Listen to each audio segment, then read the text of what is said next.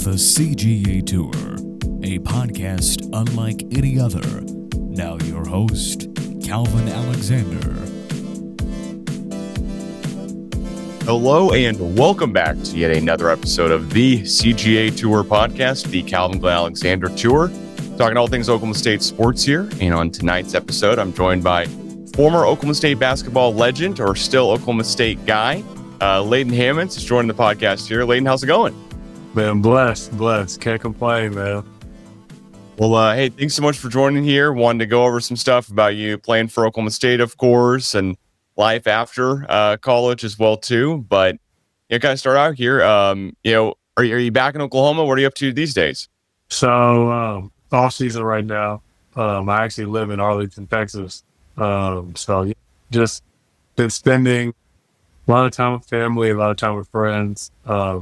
But yeah, man, this is where I call home now, is Arlington, Texas.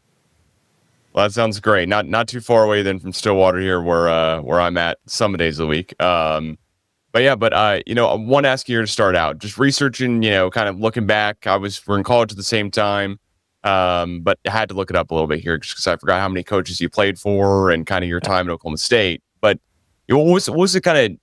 How was it playing for different coaches? How did the coaching styles contrast there between Underwood and Ford? So it was a blessing in disguise. Coach Ford recruited me pretty hard. I'm out of high school, and I had guys, friends of mine that were there, like LeBron, Marcus, and Till, that I knew in the DFW area.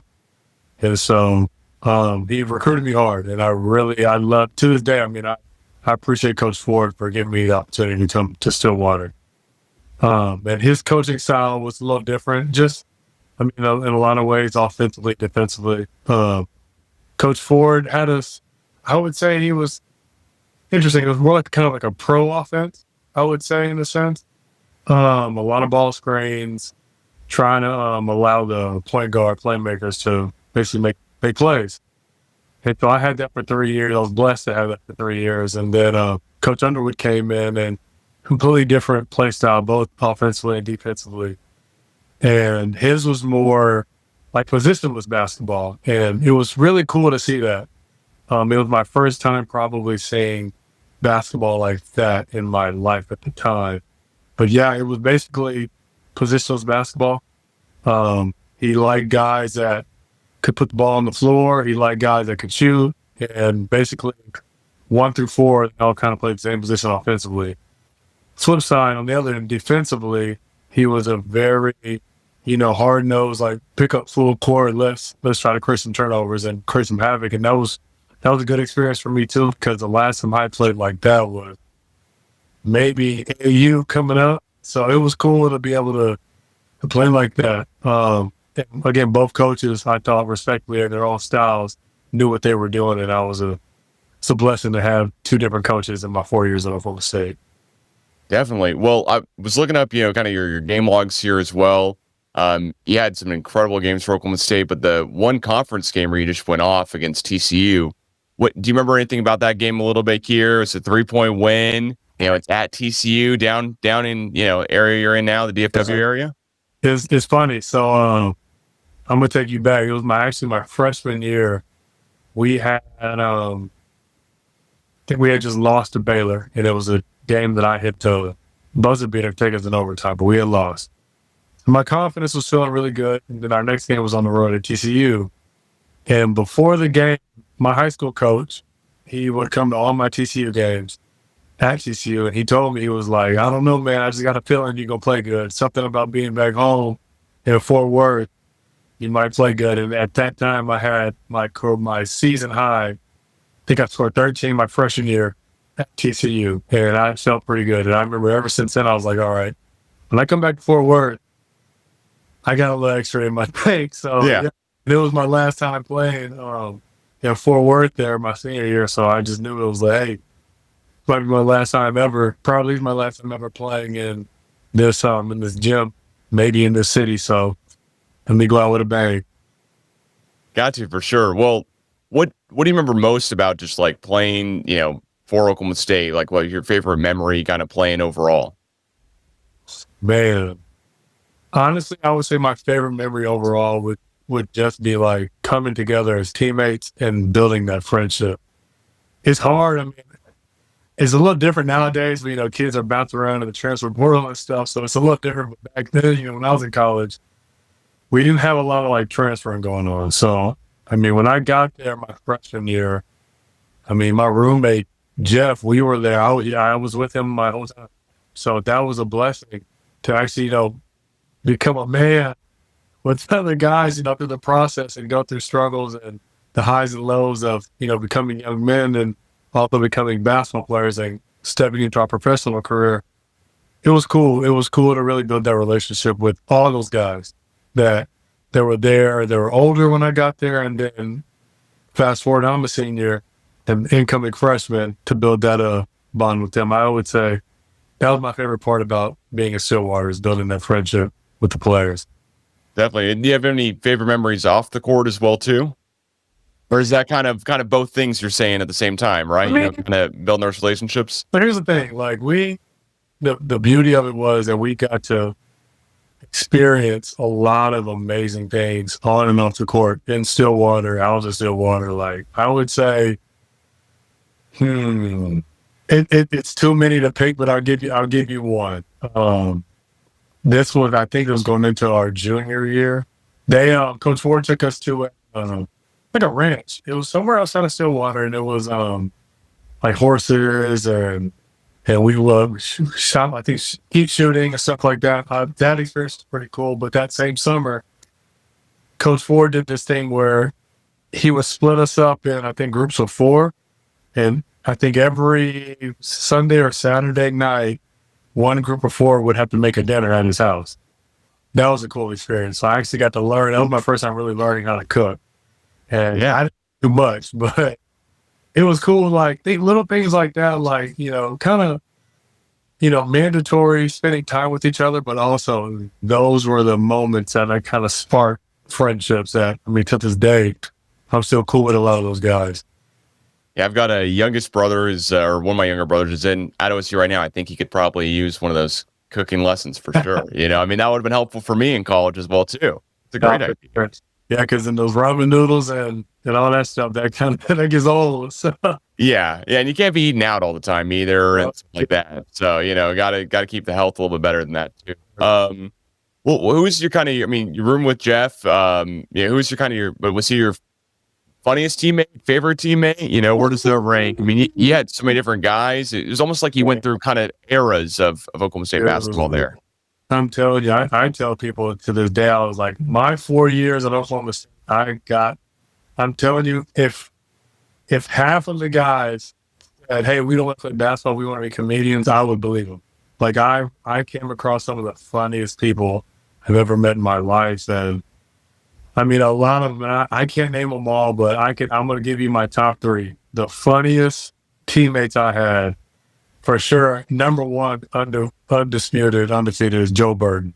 And everybody knows that during my time there, everybody knows they had to agree with me. Joe Burton was probably the funniest. He might be the funniest teammate I've had in my life, at least top 5. But for Oklahoma State, for sure, he's number one funniest teammate. I would say, and number 2, it's 2 guys that are top number 2. It's Igor Ibaka and Anthony Allen.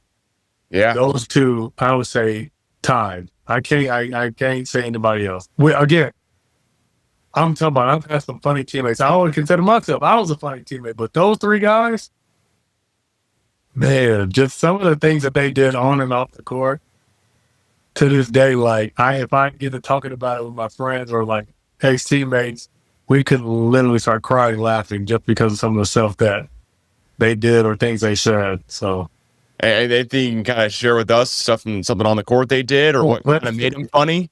I know that Igor spoke so many different languages. He spoke like 7 different languages. Yeah. So I remember, like, when he would like make a basket, he would say something in Spanish. I forgot what it was. I wish I could remember, but it was so funny. Cause like, it's out of nowhere, the gym is silent. You just hear Igor screaming something in Spanish, and we're all just like laughing.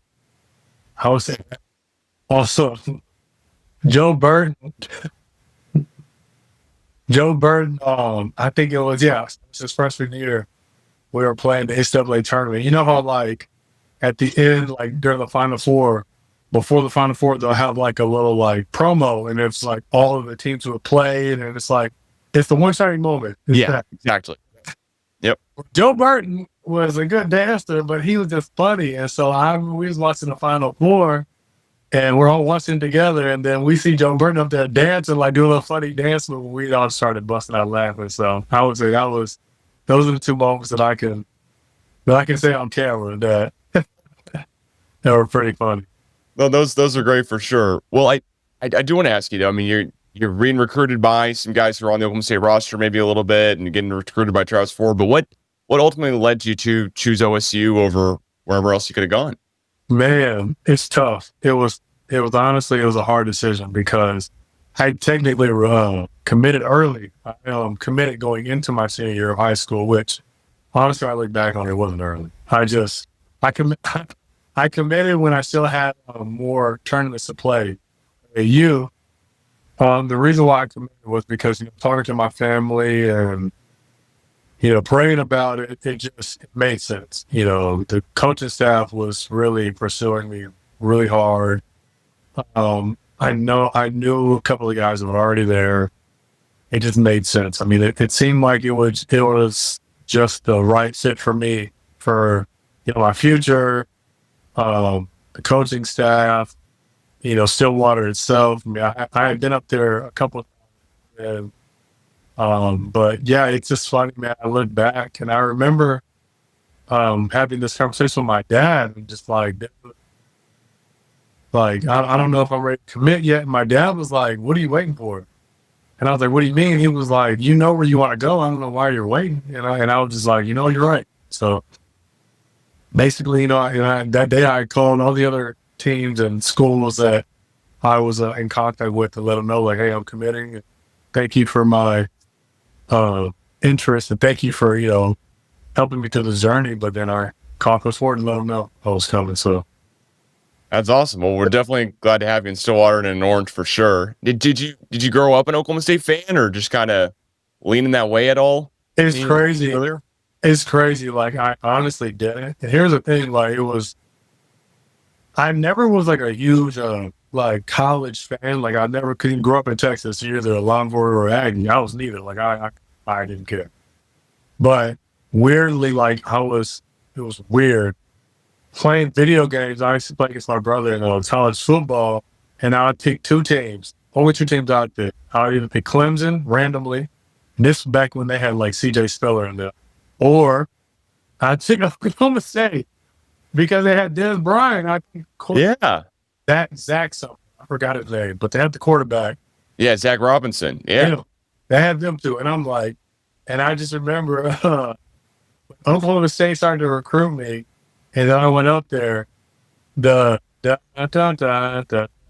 started playing, and I started singing along because I remember I beat my brother so bad. I'd hear that so many times, I scored so many touchdowns. And I remember I was on visits with like other AAU teammates. They were like, "How do you know this song?" And I was like, "I guess it's meant to be." And at that time, like, I wasn't thinking. I wasn't really thinking I was going to come here, but fast forward a year and a half, I was calling Coach Ford saying, "Hey, I'm coming." So that's awesome. I guess a big fan of Orange too. Weird. Yeah. Yeah, it does seem odd for a guy from the DFW area to not to choose, kind of red and blue for SMU or burnt orange maybe, for UT or For whatever reason, I like, don't get me wrong, like, it wasn't like I didn't like Texas or Texas A&M. It was just, I don't know, like, I didn't want to stay in Texas. It was weird. Like, I felt like I had grown up in Texas because I was born in San Antonio, then moved to the DFW area for high school. I felt like I had spent so much time in Texas, I was ready to see something different, and I don't know. I felt like Oklahoma was, far enough to be out of Texas, but also close enough so that, my parents could come see a lot of games. So, yeah, I remember hearing, several Oklahoma State coaches throughout the years, just in interviews, saying one of the biggest things about recruiting in Texas that we go play in Texas. But with that being said, now we, the changes have been made a little bit here over the past couple of years in the conference. Is there a one opponent you're like, hey, you know what? I would love to go to U of A or Arizona State or Utah or BYU or UCF or wherever it may be to go play a game? Probably. I mean, Houston. Yeah. Yeah. I that was, at that time. So let's say like we could go back in time and say like the Big 12 now is what it was back then. I would have played against some close buddy of mine, David Dotson, who was at Houston during my time at Oklahoma State. So that's why I say Houston, just because like I would have had a chance to play him in college. Because I'm telling you, I just missed him.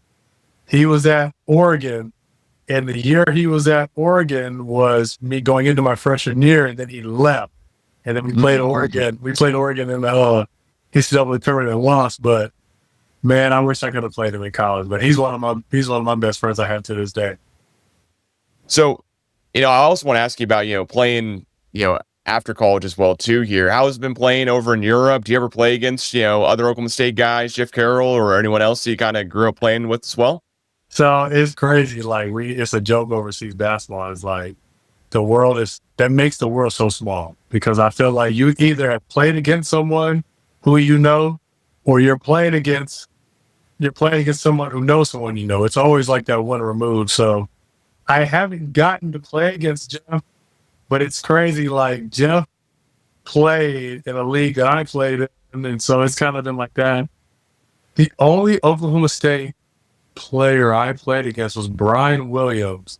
I played against him my second year, but I'm trying to think. I don't think I played against any more Oklahoma State guys. I didn't play against Markel. I didn't get to play against LeBron. I didn't play against Cobbins. I didn't play against Jeff. I didn't play against Sean. I didn't play against Cam, Lindy. The only Oklahoma State guy I played against was Brian Williams my second year. So it's crazy too, because like it's so many countries over there. Not even just Europe. Now you got, South America, Asia, Australia. You got so much, and it's so much going on. But yeah, the only Oklahoma State guy I played against was Brian Williams. That was my second year. That must be a pretty cool reunion, right? You guys, saying hi to each other or just smack talking the entire time? Well, he smack talked the whole time, but after the game, we took pictures. So it was cool. Yeah, that's really cool. How different is it than what you might have expected going in to go play overseas? I mean, you can't prepare for it. Let me tell you that. Well, let me ask you, like, first on the basketball side, like how different is the basketball game, itself? Because I mean, seeing the kind of different regulations, different terms, goaltending and stuff like that, different kind of free throw lines or how they are as well. So I'll tell you this. I learned that it's more physical, because don't get me wrong, I feel like college basketball is more athletic than the majority of, let's say Big 12 basketball is more athletic than the majority of leagues overseas. Not all of them, just the majority of them. But the issue is overseas basketball in a whole is just more physical. You get away with a lot more touching and grabbing and pushing and elbowing. And I think the difference is you got to remember, like, a lot of these places, all these places, these guys are getting paid to play. So they're playing out there for a living, for their family, for, their kids, their mom or their sister, their wife, whoever. They're playing so they can eat. That's a lot different than, in college, which I haven't seen too many kids play like their family depends on it. So that's the difference. Now, again, it's hard to say. It's hard to like prepare yourself for that in college, because you want to be present where you're at. You want to have your feet planted where you're at. But like I said, it's almost impossible to prepare yourself physically, mentally, spiritually, however it is, for going overseas and to play. And that's not, I ain't talking about like the outside basketball part. That's a whole nother story. Yeah, it seems like it. Is there, looking up the stuff and doing some research here, notice that several guys, including yourself, like jump between teams every so often, right? Is there a reason why there's so many It almost seems like between not just teams, but also like leagues as well. For sure. So usually how it works is guys sign 1 season contracts. It honestly is best for both player and the team. The player can renegotiate his contract. If the team wants to keep him, he can ask for more money. The team isn't locked into the guy for X amount of time. Now, usually when teams sign players for more than 1 year, they're very confident that that player is going to fulfill his contract, obligations. So that's why you see a lot of guys bouncing around in the team, league to league, because how it is over there is you sign for a contract, and basically every year is you're up for a contract. Every year is your contract year. So essentially you have to prove yourself every year, and that kind of puts the ball in your hand. Honestly, because it helps you not get comfortable, but it also helps you kind of put your destiny in your hands. So if you play well, you can kind of bounce up to a different league, maybe a little more money, maybe a better league, better exposure, and just keep kind of in that race. But I always tell guys coming in, if you find a place, you're comfortable, making good money, try to stay there. Because I tell you this, and I've learned from my experience, the grass is not always greener. Even if it looks greener, it might be turf. Yeah. I like that. That's pretty good. I'm going to have to use that one of these days. I like that. That's good. Also, I coach middle school basketball. Was curious now with the NIL, the transfer portal, just everything going on. Is there any advice you'd have for some kids now who are, 7th and 8th graders who are trying to go see what they can do, play better in high school and AAU and all those things? For sure. So it's a different world we live in now. With NIL and the transfer portal, it's completely different than when I was playing. But I think some things stay the same. I think, having priorities. I think something I learned in my rookie year actually was, mental health. Really, really separating your identity in the game and who you are outside the field or court or whatever sports you play. Really having a separate identity, because you do not want to let those worlds collide, and then your identity is wound up in the sports you play. Because, we all can say that, we're going to play this sport as long as we can, but we never know when the last time we'll play. And so having an identity outside of the sport, that will help you in the sport, but honestly, it'll help you when you're not playing the sport. Now, I'm not talking about when you retire, outside of practice, outside of game, in between seasons, having that mental headspace of, I am a person, and it's person before player. And that has been something I learned. I had a sports psychiatrist my rookie year, and he really helped me so much to separate basketball and life, and just basically putting that divider up, saying, hey, it's okay. You're a good basketball player, but when you introduce yourself, it's not, hi, I'm a basketball player. It's, hi, I'm Leyton Hammonds, a husband, a son, a brother. You know what I mean? So it's just separating.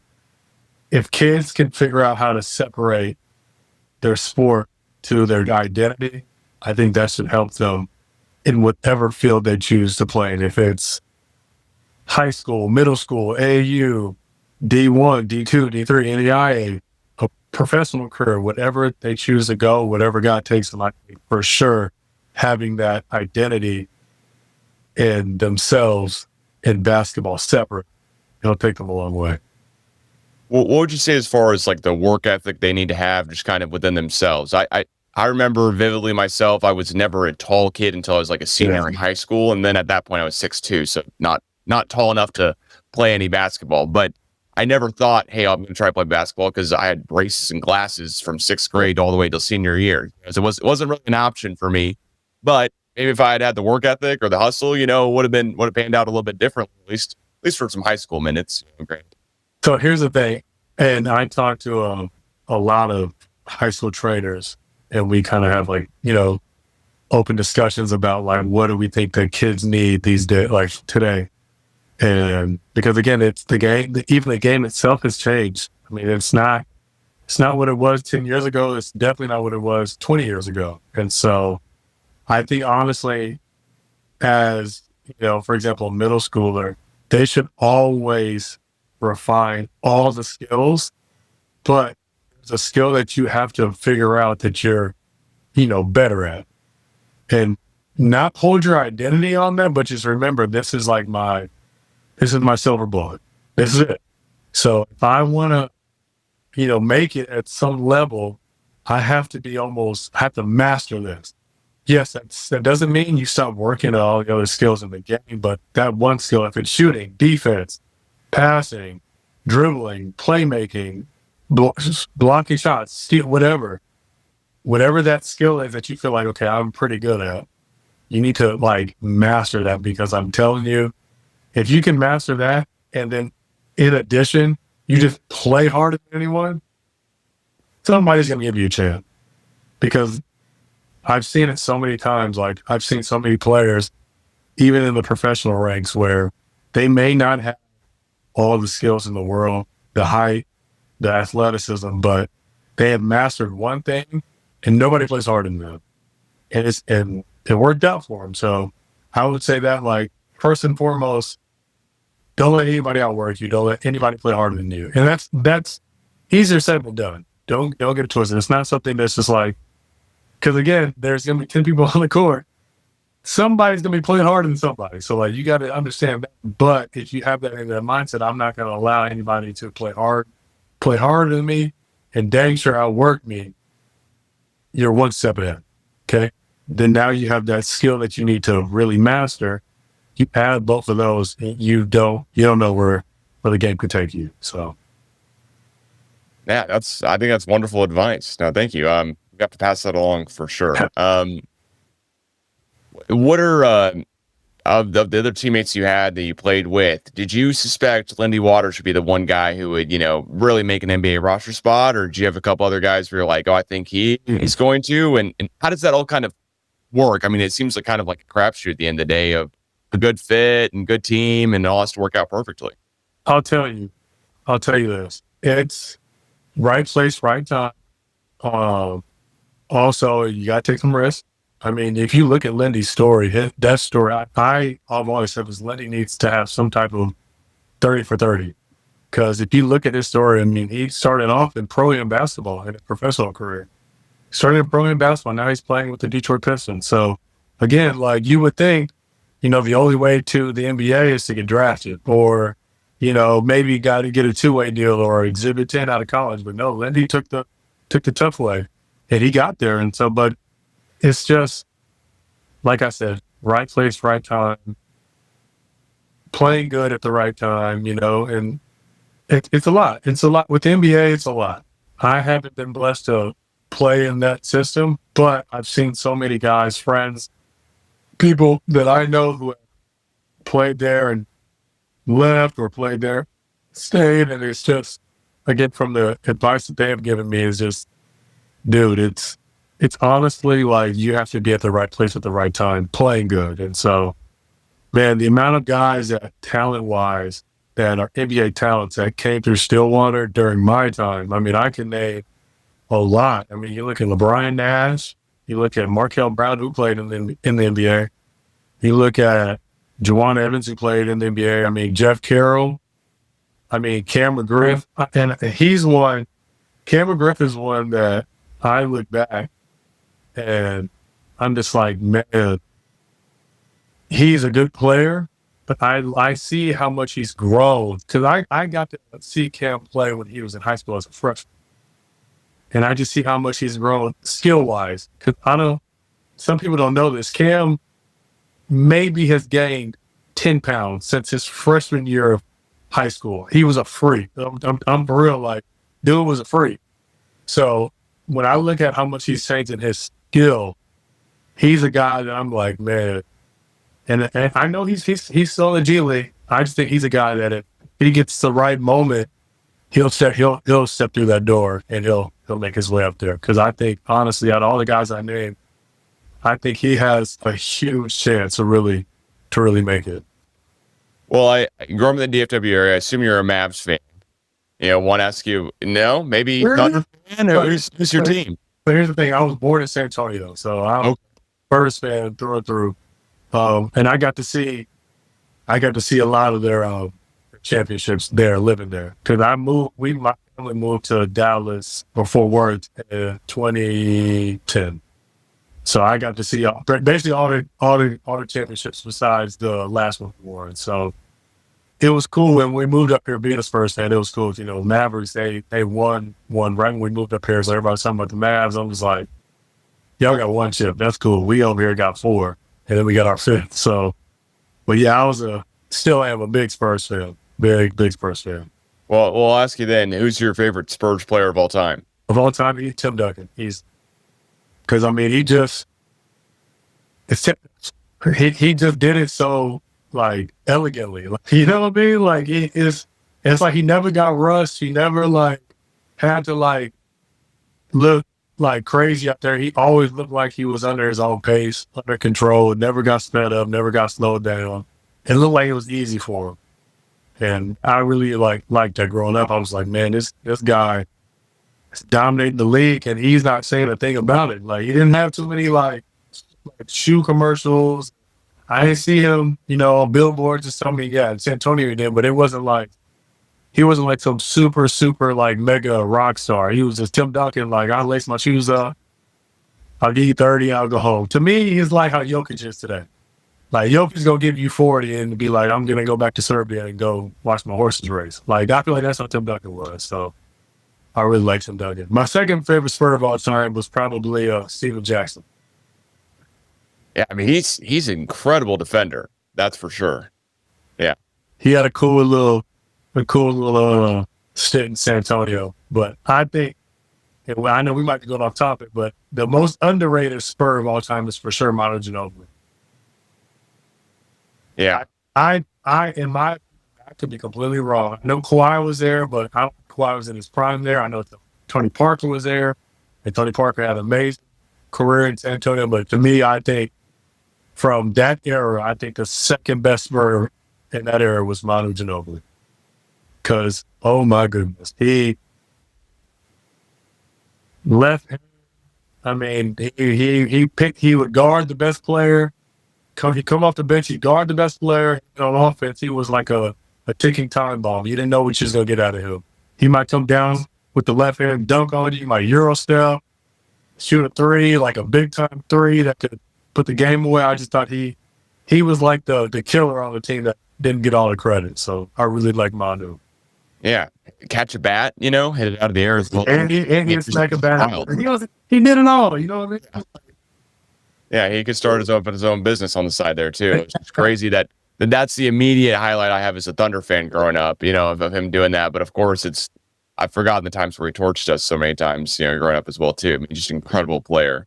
Special, man. He was tough. Did you try to model your game growing up after any one player in particular? So I was, even though I was a Spurs fan, my favorite player growing up was Tracy McGrady, but I tried to model my game with him, but then I started to really become a real fan of basketball, and I started to watch, you know, all players, but I had like this group as my Mount Rushmore of players like T-Mac, and it was Tracy McGrady, Joe Johnson, Carmelo Anthony, Kevin Durant. Those are the 4 that I studied their game. Like, I really did. And I really just liked big guards, like 6'8", 6'7" guards who had handle, who had killer jump shot. And they could shoot off the dribble, play in the post, play in the mid post. Like, I really liked those guys' games. So I tried to model myself after them. Those are a lot of the guys that I watched. I watched a lot of their film. I mean, T-Mac, even when he was with the Magic and the Rockets, I watched a lot. Joe Johnson, I watched when he was with Phoenix to Atlanta to Brooklyn. I watched all that.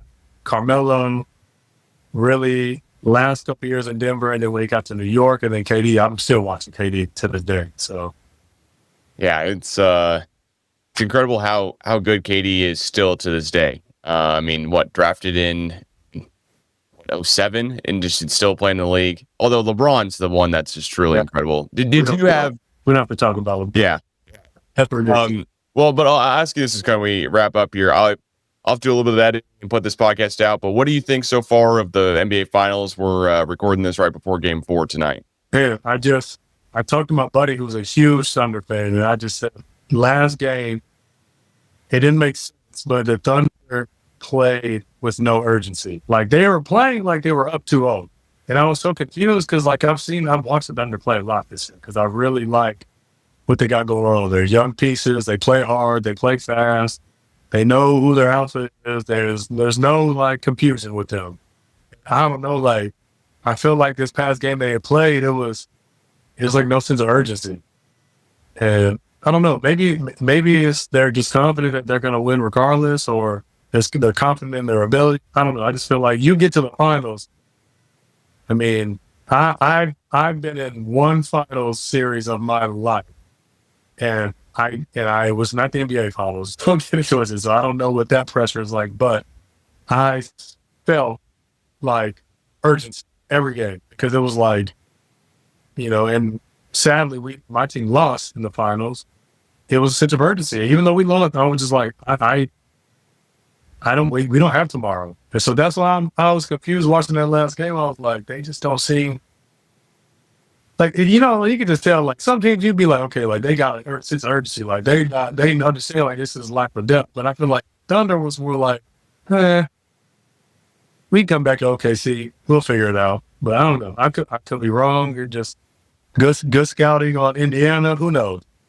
Yeah, I mean, some great coaching as well. But yeah, game 3 when they played Minnesota was the weirdest game I've ever watched. Because how do you lose? How do you lose by 30 plus, almost 40, I think, and just kind of grading on the sidelines. I just don't understand it. But of course, I'm not the guy to understand it. I mean that maybe they have it all figured out. It's Chase after the Nuggets won that game 3, and so we'll see how this all turns out. Fingers crossed. By the time we're putting this podcast out, Thunder have already won it all, and who knows? We'll see. Oh, let's hope.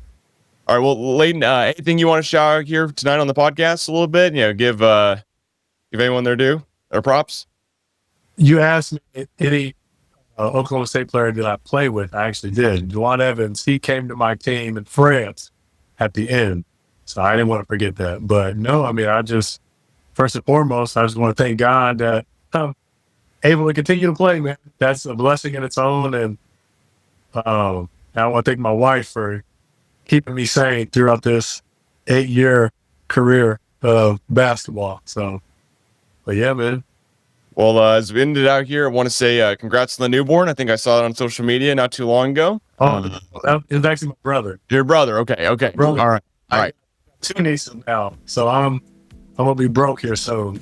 Oh, gotcha. I was going to say, I had Mitchell Solomon on the last episode here, and he has a 9-month-old. Okay. So maybe as well, too, there. But, Leyton, hey, thanks so much for joining here on the latest episode of the CGA Tour Podcast. If not already, please follow and subscribe wherever you listen to it, and we'll catch you guys again soon. Thanks again. Right. Thank you.